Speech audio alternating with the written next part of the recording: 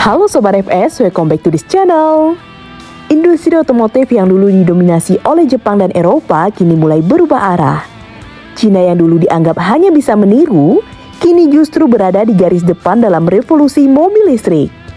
Dari teknologi baterai hingga skala produksi yang luar biasa, mereka berhasil menyalip para pemain lama dan menguasai pasar global hanya dalam waktu yang singkat. Sementara itu, raksasa otomotif Jepang hingga merek-merek Eropa mulai kewalahan menghadapi gempuran inovasi dari Cina. Namun, pernahkah sobat bertanya apa sebenarnya yang membuat Cina bisa menguasai pasar mobil listrik? Tentu, hal ini sangat menarik untuk dibahas. Bahkan Tesla yang dulu dianggap sebagai pionir mobil listrik, kini mulai bergantung pada rantai pasok Cina. Namun sebelum kita lanjut, like dan subscribe dulu ya sobat, agar channel ini terus memberikan fakta seru lainnya. Jika sudah, yuk kita lanjut.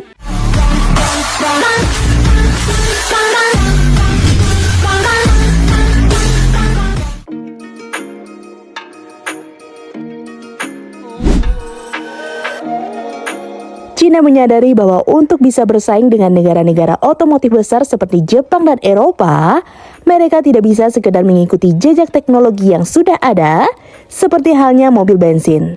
Teknologi ini sudah terlalu kompleks dan membutuhkan waktu puluhan tahun untuk dikuasai. Sementara negara-negara barat sudah memiliki pengalaman lebih dari 100 tahun dalam mengembangkan mesin dan bahan bakar bensin, sehingga sulit bagi Cina untuk mengejar mereka dalam bidang ini. Namun, Cina melihat kesempatan emas di sektor kendaraan listrik yang bisa dibilang belum memiliki pemain yang dominan.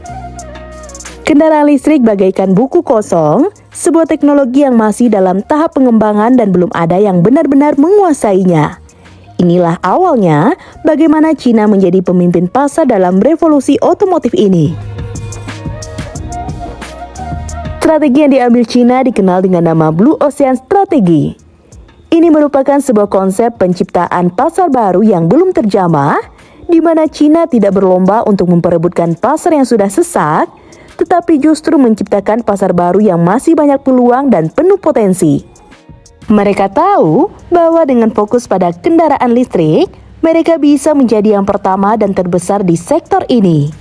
Dan Cina cukup berani berinvestasi besar-besaran untuk sektor ini, walaupun hasilnya baru akan terlihat bertahun-tahun ke depan. Hal inilah yang membuat Cina berbeda dari negara lain. Dan kini, kita mulai melihat bagaimana Cina mendominasi industri kendaraan listrik global.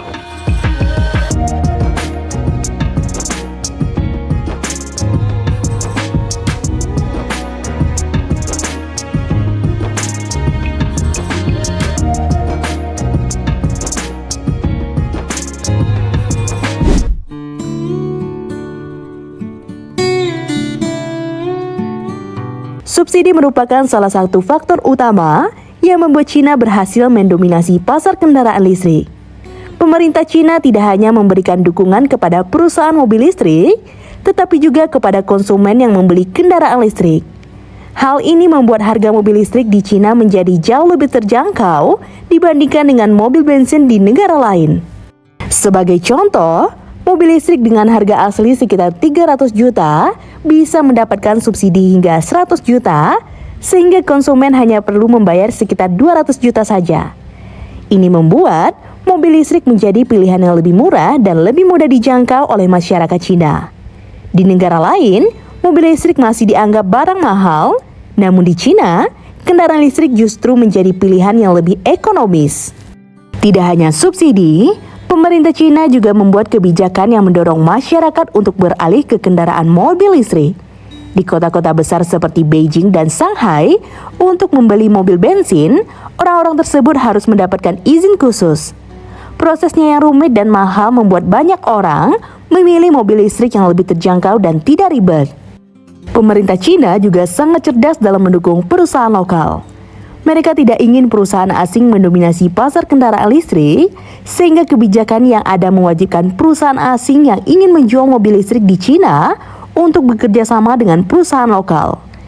Ini membuka peluang bagi perusahaan Cina untuk belajar, mengembangkan teknologi, dan berkompetensi secara global.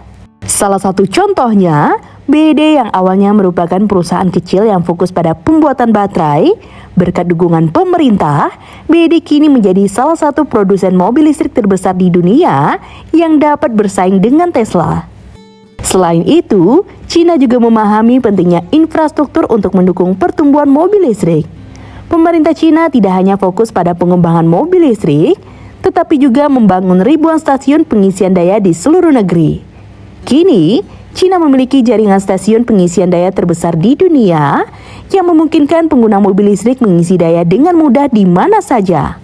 Hal ini menjawab kekhawatiran banyak orang di negara lain yang takut membeli mobil listrik karena sulitnya menemukan stasiun pengisian daya. Sebelum mobil listrik menjadi tren utama, China sudah memikirkan bagaimana cara agar konsumen tidak merasa kesulitan dalam mengisi daya kendaraannya. Kini berkat kebijakan dan investasi yang tepat, China tidak hanya menjadi pemain besar dalam kendaraan listrik, tetapi juga menciptakan ekosistem yang mendukung perkembangan industri ini.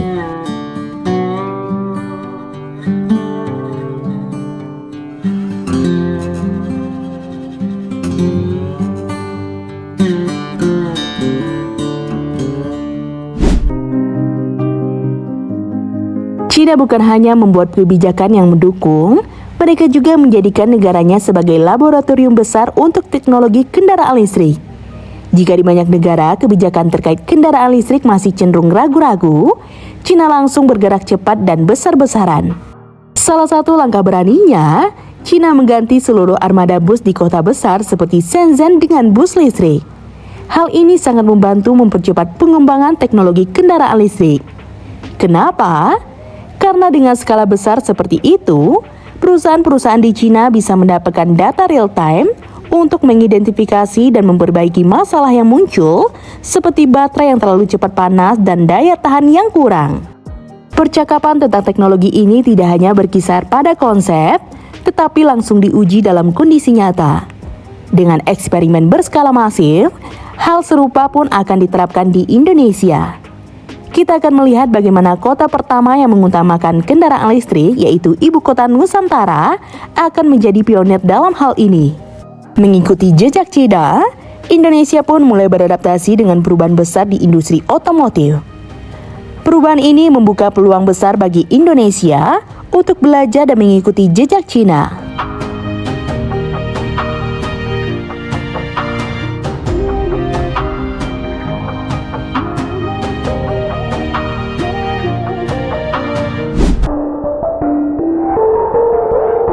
China sangat paham bahwa kendaraan listrik itu tidak cuma soal mobil, tapi juga soal ekosistem yang mendukungnya, dan salah satu yang paling vital adalah teknologi baterai.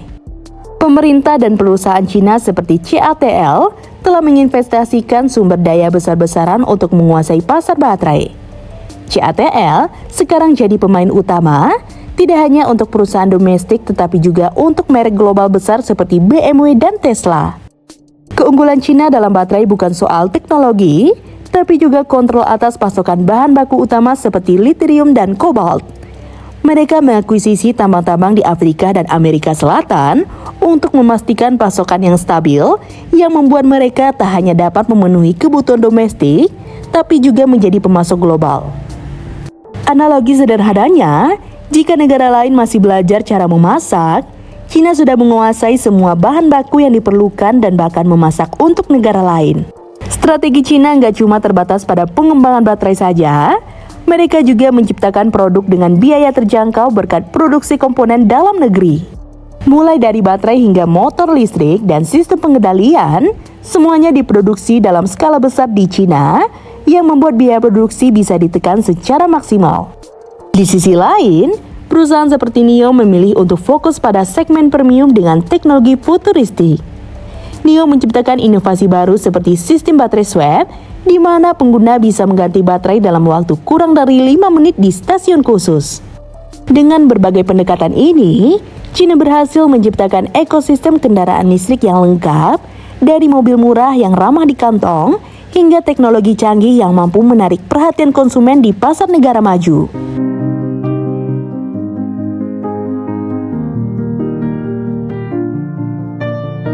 Jadi, kenapa China berhasil menguasai pasar kendaraan listrik?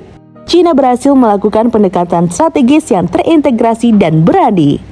Mereka tidak hanya fokus pada pembuatan mobil listrik, tetapi juga menciptakan ekosistem lengkap yang mendukung pertumbuhannya, mulai dari kebijakan subsidi yang menguntungkan konsumen dan produsen, pembangunan infrastruktur pengisian daya yang masif, hingga investasi besar-besaran dalam teknologi baterai. Pemerintah China juga menciptakan lingkungan yang mendukung dengan mengubah negaranya menjadi laboratorium besar, serta melibatkan perusahaan-perusahaan lokal untuk bersaing secara global. Selain itu, perusahaan-perusahaan Cina seperti BYD dan NIO mengambil langkah inovatif dengan menawarkan mobil listrik yang lebih terjangkau dan teknologi canggih. Semua elemen ini memungkinkan Cina tidak hanya menjadi pemimpin pasar domestik, tetapi juga mendominasi pasar global kendaraan listrik. Apakah negara lain termasuk Indonesia bisa mengikuti langkah Cina atau malah akan tertinggal lebih jauh?